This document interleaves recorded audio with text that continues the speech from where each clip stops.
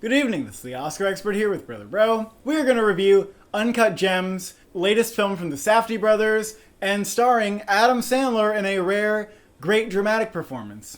Adam Sandler's character is a jewel dealer in the Diamond District of New York City. He's just constantly taking giant gambles. He has people on his ass all the time for their money. It's just a thrilling, anxiety-inducing look into his lifestyle, which feels very honest. The movie is a pure thriller, and it also plays really well as a heist thriller. And in some ways it's like an addiction drama. The way that you're placed into the headspace of this character who's basically addicted and their life is ruined and overtaken by their betting, gambling habits. It kind of has a little elements of an Aronofsky sort of film where you're just in that headspace. Not to say that this film doesn't have a style of its own. Of course, the Safdies are known for their wholly unique style. Even after one movie with Good Time, people were like, oh, I want a Safdie movie now. I feel like they're the next Coen brothers. They're making the genre into their own thing. You can come to their movies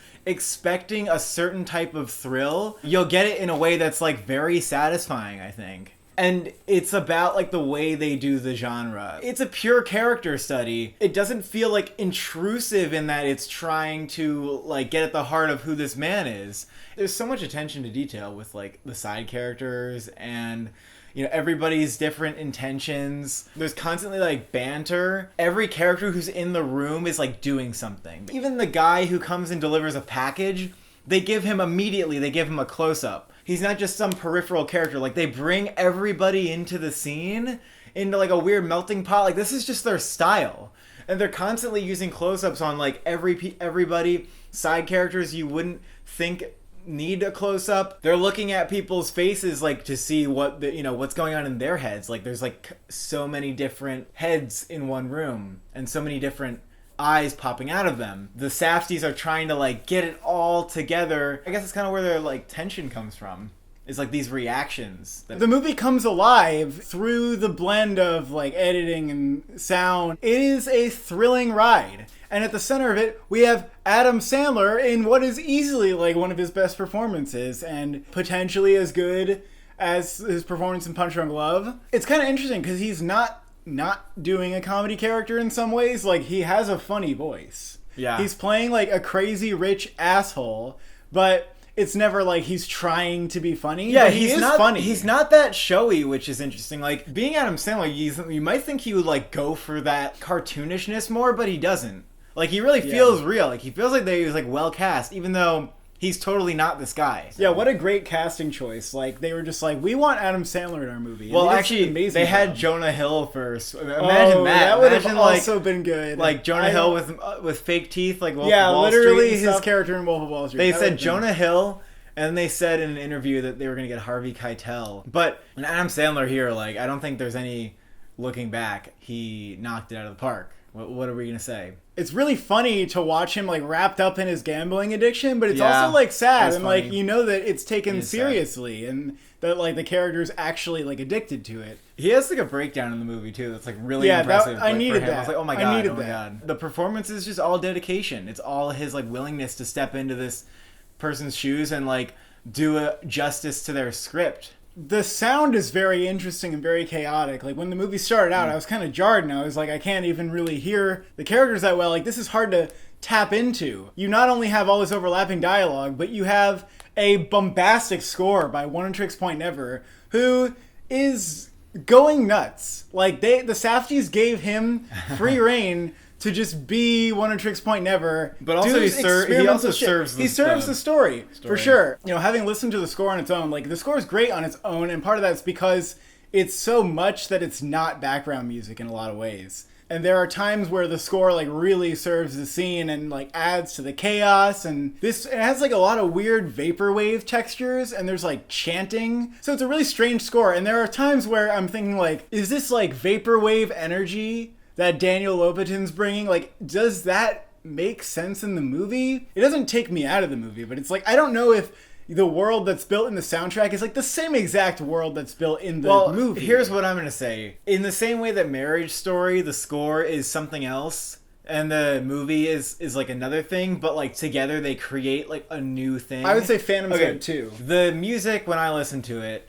it was obviously like evoking like the gem. Like it's constantly like with the ambience and with the synths and everything. The whole thing in the movie is like, what does this ethereal gem mean that like these people are chasing in the movie? Like, what does it mean to them? And like, why is it so important? And so the score is constantly like underscoring the magic that they're seeking out. I think it does that a lot. And then it also just kind of helps that chaos, and it throws in all these weird sounds, which is what they're known for doing, is just like adding sounds that like wouldn't make sense in this movie, but like they just kind of do. Being a pure genre thriller movie, it doesn't try to like go deep where it's not welcome to. It really does like stay in its lane, except it also does try to go deep. Like, I don't know how to describe it. It's bookended by two very abstract choices. I won't even say more. That part of the movie like left me kind of like wondering what they were going for. Were they trying to make like a deeper statement? Like, did the movie like need it? Did it feel like it fit in the movie? Like, I wasn't even sure about these things because the movie did such a good job at like reeling me in. It makes you more and more in the protagonist's mindset, where like you become more of like an addict to his own game. It really empathizes with him in that way. I did have to think about the ending. I don't know if it feels like they threw in something at the end that didn't really need to happen, except that they wanted to like do something more like evocative. I just didn't see it as necessary. Like, I get that it could make a statement, but it didn't feel like an organic one. I felt like the movie was more of a testament to what it's like to live in this character's shoes for a few days. Also, it felt like a testament to a style, which Good Time sort of did. In some ways, I felt like this movie didn't really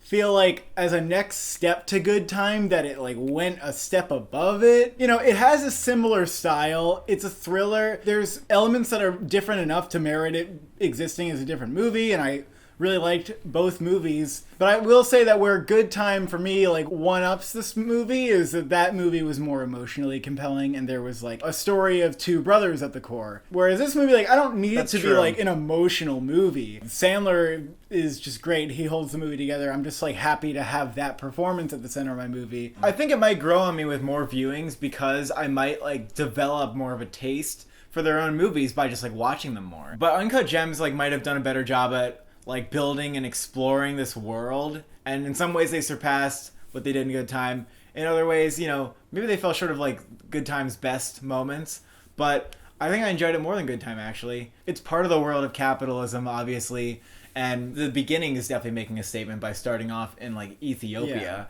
I don't think it's arguing like in favor or against or that kind of thing. I think it's just like the world we live in. But like, this is what's interesting about the movie. It's like, it's not trying to feed you these things. It's about them, but it's about them in an honest way. I'd be interested if there are people who come away from this movie thinking like I took away something from that movie. Or if, the people who love it are just like, hell yeah, like this fucking movie, like just yes.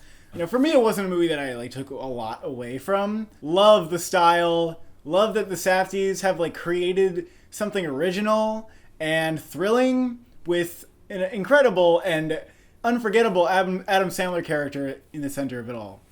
I will give this movie an 8 out of 10. I was like so thrilled with the movie that on like that basis alone, for me it's a 9 out of 10. I have reservations about the ending, but I do want to see it again. And the fact that I want to see it again, I mean, that usually says something to me that it's like a good movie. Thank you for watching.